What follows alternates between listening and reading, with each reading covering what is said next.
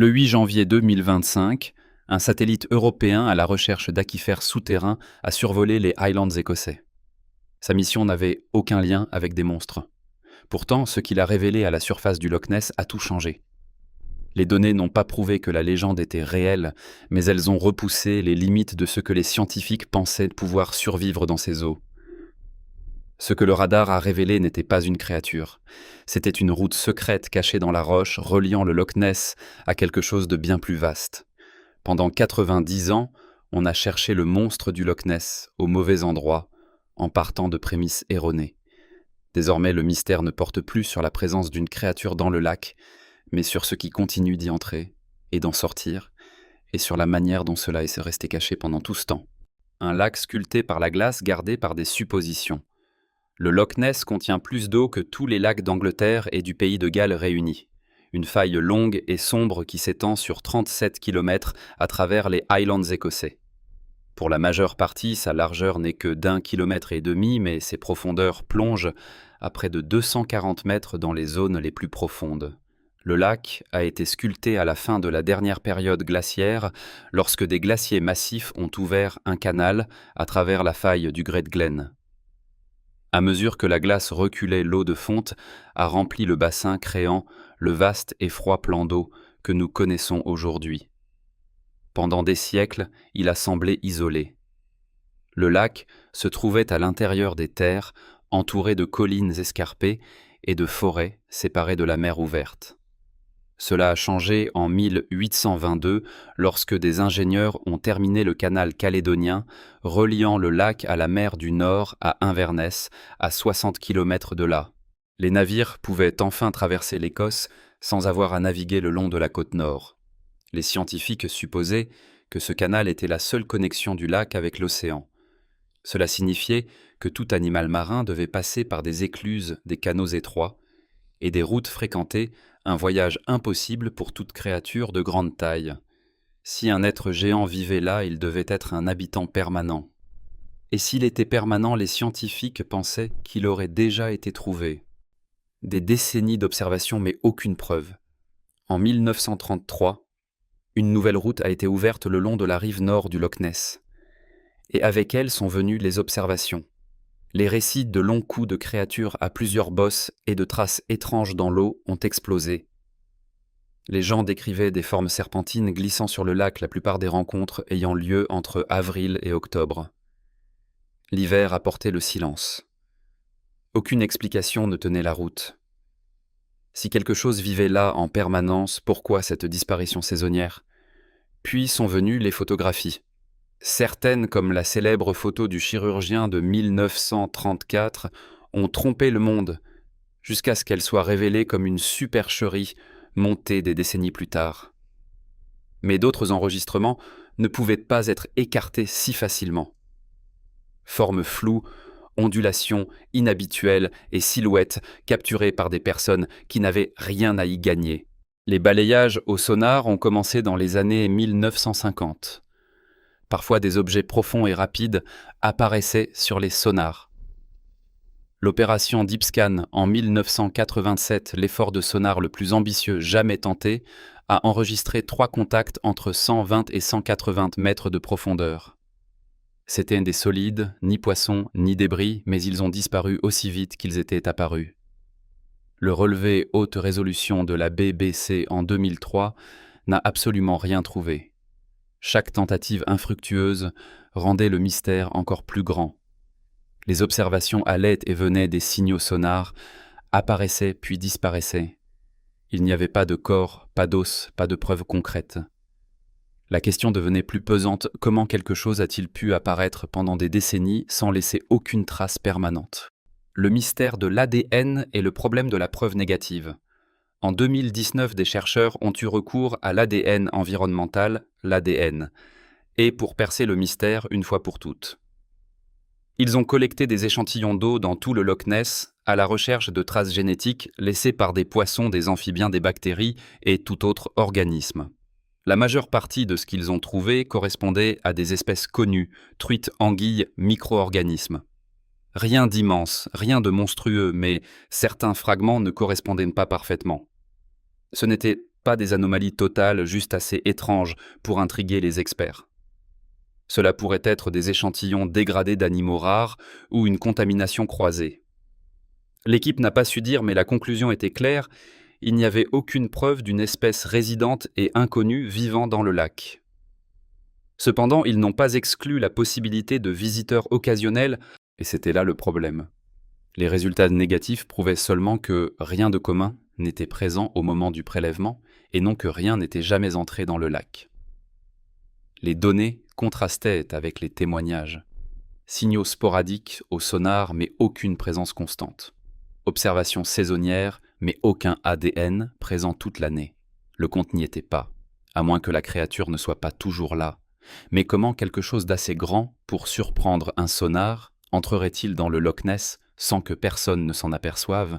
Le satellite qui a tout changé, lancé fin juillet 2024, un satellite de l'Agence spatiale européenne équipé d'un radar à synthèse d'ouverture, a commencé à cartographier les structures géologiques à travers l'Europe. Son objectif n'était pas les monstres, mais les aquifères souterrains, l'activité tectonique et les cavités cachées. Mais en passant au-dessus des Highlands écossais, quelque chose d'inattendu est apparu sous le Loch Ness. Le docteur Octavian Drask, géophysicien à l'université d'Oslo, examinait les données lorsqu'il a remarqué des anomalies. Un réseau de cavités sous le lit rocheux du lac s'étendant vers le nord en direction de la côte. Au début, on a pensé à des formations naturelles des grottes calcaires ou d'anciens tunnels de lave, mais la disposition était inhabituelle. Ce n'étaient pas des poches isolées. Elles formaient un chemin continu. Les tunnels s'étendaient sur environ 30 km, reliant le fond nord du Loch Ness à l'estuaire de Moray, une entrée océanique près d'Inverness. S'ils étaient réels, ces passages contournaient complètement le canal calédonien. Ses collègues étaient sceptiques. Si de tels tunnels existaient, l'eau salée se mélangerait au lac. Mais ce n'était pas le cas. Le Loch Ness restait un lac d'eau douce. Drask a proposé une théorie, les tunnels se trouvaient sous le niveau de la mer, et sous certaines conditions de marée, des différences de pression permettraient aux animaux marins de passer sans inonder le lac d'eau salée. Pour tester cette idée, des scientifiques de l'université d'Édimbourg ont installé des capteurs dans le bassin nord du lac. En 3 semaines, ils ont détecté des pics de salinité minuscules mais réels, qui coïncidaient avec les marées de l'estuaire de Moray. Les tunnels résistaient, et surtout ils étaient ouverts. Le passage secret de l'Écosse. Les implications étaient frappantes. Les tunnels ne restaient pas ouverts toute l'année. Ils réagissaient aux marées et aux conditions saisonnières. Lorsque les marées d'équinoxe s'alignaient sur les niveaux d'eau du lac, les différences de pression créaient de courtes fenêtres par lesquelles les animaux marins pouvaient passer sans être détectés entre le Loch Ness et la mer. Ces points d'accès s'ouvraient principalement au printemps et en automne, reflétant exactement le schéma saisonnier des observations rapportées. Le lac d'eau douce, que l'on croyait auparavant complètement isolé de l'océan excepté par son canal artificiel, révélait désormais un portail ancien et caché. Les balayages radars ont montré que les parties les plus étroites du système de tunnel mesuraient encore environ 5 mètres de large, assez pour accueillir des créatures marines de grande taille. Soudain, l'impossible est devenu plausible. Les baleines étaient trop grandes, mais les requins, les anguilles géantes, les morues immenses et d'autres espèces d'eau profonde pouvaient passer par ces ouvertures. Si de tels animaux découvraient la route ou héritaient de ce savoir à travers les générations, ils pourraient migrer de façon saisonnière vers le lac, se nourrir sans être dérangés dans les eaux profondes et froides, et retourner à la mer sans laisser de traces. Les découvertes de Drask ont redéfini tout le mystère. Il ne s'agissait pas d'un lac avec un survivant préhistorique piégé. C'était une fosse glaciaire sombre connectée à l'océan par une géologie ancienne, une géologie qui s'ouvrait assez longtemps pour laisser entrer quelque chose. Et si ce quelque chose entrait depuis des siècles, alors le mystère du Loch Ness n'a jamais porté sur ce qui y vivait en permanence, mais sur ce qui le visitait sans être vu et repartait toujours avant que l'histoire ne puisse le rattraper. Les créatures candidates. Avec la confirmation des tunnels, l'attention s'est portée sur les visiteurs les plus probables. La docteure Thessaly Marwick, biologiste marine à Aberdeen, a examiné des décennies de rapports d'observation. La plupart décrivaient des mouvements lents et ondulants, des bosses glissant juste sous la surface, et de rares sauts des caractéristiques plus conformes à de grands poissons ou à des requins d'eau profonde qu'à des monstres serpentins. Une espèce s'est démarquée, le requin du Groenland. Ces prédateurs massifs habitent les eaux profondes et froides de l'Atlantique Nord et peuvent dépasser les 6 mètres de longueur.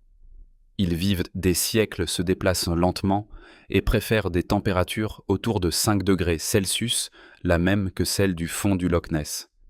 Crucialement, ils sont presque invisibles près de la surface.